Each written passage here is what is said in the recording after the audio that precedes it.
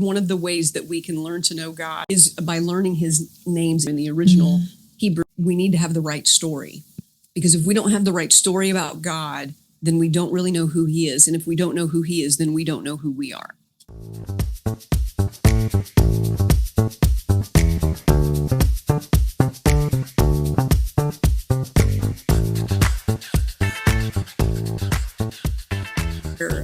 Because one of the ways that we can learn to know God, I'm not going to get into this because I think we'll get into it later, but is by learning his names in the original Hebrew. Yeah. My senior pastors, when I first started at my church, would say we need to have the right story.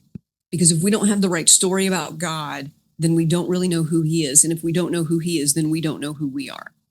And one of the ways that we can get to know God, or at least really be introduced to him, is by learning the Hebrew names of God. So much gets lost in our English translation. And it's really, really important for us to understand how God defines himself, like El Shaddai, that he is the God who is all sufficient to meet all our needs all the time. Actually, the most commonly used name in the original language in the Old Testament for God is Adonai Tzva'ot. And it means the God of angel armies. And say that again. Adonai Tzva'ot, the God of angel armies. There are these great ladies on YouTube called the Hebrew Sisters. They did a series a few years ago on different names of God, and that was one of them.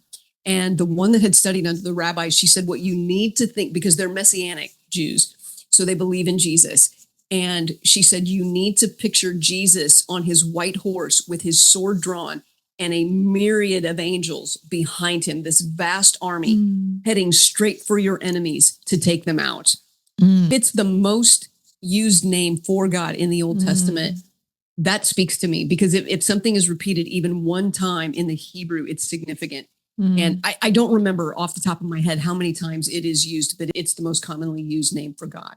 So we need to understand these things. We need to understand who he is. For more information and the full podcast, see the links below.